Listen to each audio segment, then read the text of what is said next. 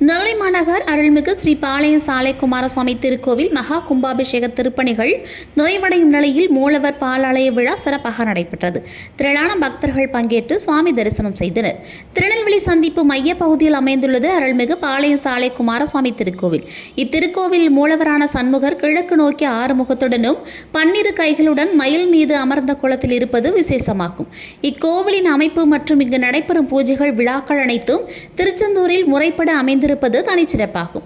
சிறப்புகள் வாய்ந்த இத்திருக்கோவிலில் மகா கும்பாபிஷேகம் நடத்த முடிவு செய்யப்பட்டு பகவத் கிருபை ஆச்சாரியர்கள் அருளாசிகளுடன் திருக்கோவில் பாலாலய விழா கடந்த 2020ஆம் ஆண்டு நடைபெற்றது. பணிகள் முடிவடையும் நிலையில் கும்பாபிஷேகத்திற்காக மூலவர் மற்றும் பரிவார மூர்த்திகளுக்கு பாலாலயம் கடந்த 2 தினங்களாக நடத்தப்பட்டது.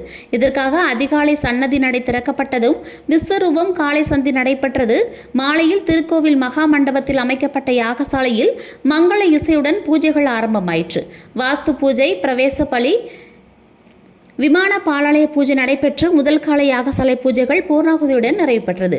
அதனைத் தொடர்ந்து 2ஆம் கால யாகசாலை பூஜைகள் தொடங்கியது. மூலவர் அபிஷேகம் நடைபெற்று காலை 9:30 மணிக்கு 10 மணிக்குள் அருள்மிகு ஸ்ரீ பாளையம் சாலை குமாரசுவாமி மூலவர் மற்றும் பரிவார மூர்த்திகள் பாலஸ்தாபனம் நடைபெற்றது. அதனைத் தொடர்ந்து யாகசாலை முகூர்த்த கால் செய்யப்பட்டது.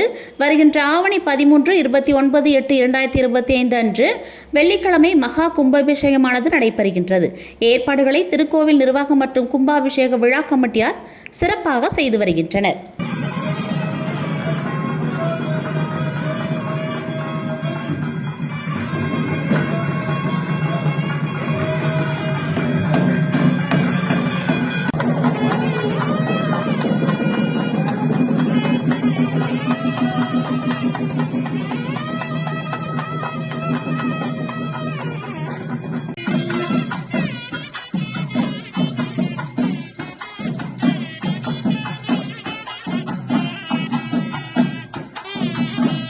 रामजी